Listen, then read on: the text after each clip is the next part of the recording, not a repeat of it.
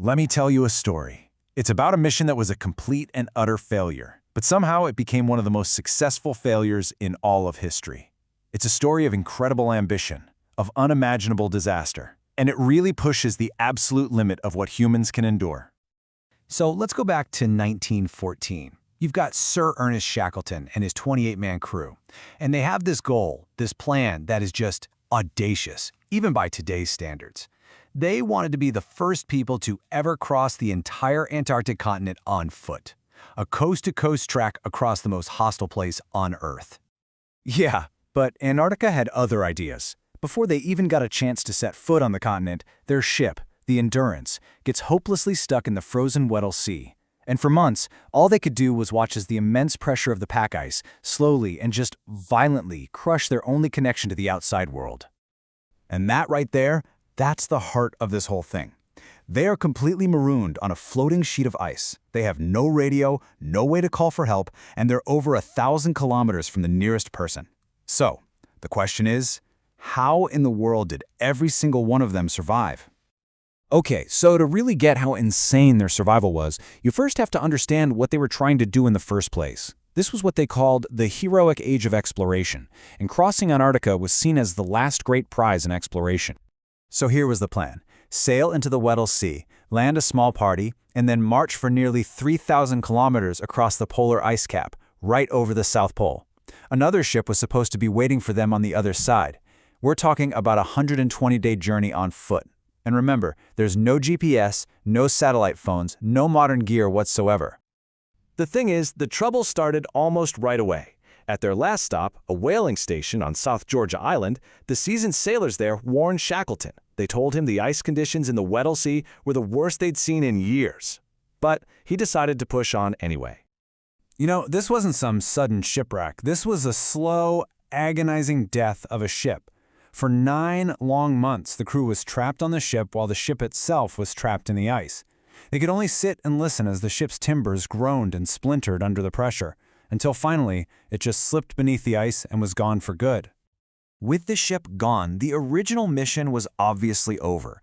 The new mission was much simpler. Just stay alive. And you can just feel the hopelessness in this quote from one of the crew members, Tom McLeod. It must have just been overwhelming. So their situation went from terrible to, well, even worse. They weren't just stranded anymore. They were adrift. They were living in tents on a giant, unstable piece of floating ice, completely at the mercy of the ocean currents. I want you to really let this number sink in for a second. 497 days. That's how long the crew would live on these drifting ice floes, basically camping on frozen seawater, before they would feel solid ground under their feet again. Almost a year and a half. Life became this brutal, monotonous routine.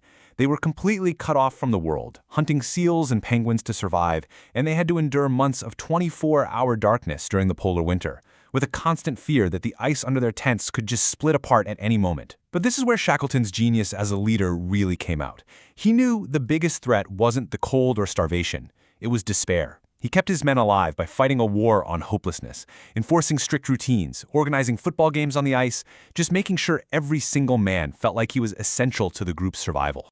And the crazy thing is, the only reason we can even see what this all looked like is because of the expedition's photographer, a guy named Frank Hurley. When Shackleton ordered every man to dump all but 2 pounds of their personal stuff, Hurley had to smash 400 of his heavy glass plate negatives. But he saved the 150 best ones, making sure their story would one day be seen by the world. So after 497 days adrift, their floating home literally breaks apart from under them. This forces them into 3 tiny lifeboats. They fight the waves for days before finally landing on the desolate, completely uninhabited Elephant Island. They were on land, sure, but they were nowhere near being saved. Shackleton was facing an impossible choice. Okay, so the closest places were across the Drake Passage, the most violent stretch of ocean on the entire planet. And they'd have to sail against the wind the whole way. So what did he do? He chose the most distant option, South Georgia Island. Even though it was 1,300 kilometers away, the winds and the currents would be mostly at their back. It was a huge risk, but it was their only sliver of a chance. So leaving 22 men behind to wait for him, Shackleton and 5 others piled into this tiny, 7-meter open lifeboat called the James Caird. For 16 days, they were just battered by hurricane-force winds and monstrous waves. To this day, it is considered one of the greatest feats of navigation and seamanship in history, period. And just when you think they've finally made it, nope, the ordeal is not over. A massive storm blew them to the wrong side of the island, the uninhabited side. The whaling station, and their salvation, was on the other side. Their boat was too damaged to go back to sea, so they faced one last impossible task: cross the island's jagged, unmapped interior on foot. Now, having just survived an impossible ocean journey and landed on the wrong side of the island, what do you think Shackleton's first thought was? It was getting back to the 22 men he'd left behind on Elephant Island. It was that unwavering sense of responsibility that really defined him. After a 36-hour non-stop trek across mountains and glaciers, Shackleton and 2 others literally stumbled into the whaling station, looking more like wild men than explorers. But he didn't rest. He immediately started trying to rescue his men. 3 times he tried to get a ship to them, and 3 times the Antarctic ice pack forced him to turn back. For 3 long months, he was defeated, but he just did not give up.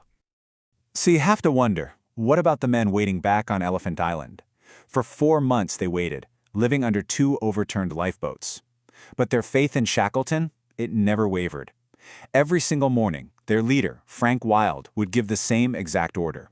It just shows you what they thought of the boss. And then, on his 4th attempt, Shackleton finally broke through the ice. As his ship got closer to the island, he was on the deck, counting the figures he could see on the beach. He counted again. They were all there. After 2 years lost in the Antarctic, not a single life had been lost.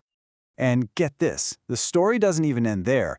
In this amazing modern postscript, back in 2022, an expedition found it. They found the wreck of the Endurance. Over 100 years after it sank, there it was, sitting upright, almost perfectly preserved in the freezing cold water, a silent monument to this incredible story. So, we're left with this question, right? Shackleton never crossed Antarctica. By the standards he set for himself, the whole expedition was a complete failure. But by leading all 28 of his men through 2 years of unimaginable hardship and bringing every single one of them home alive, he achieved something so much greater. It really makes you stop and think, what's the true definition of success?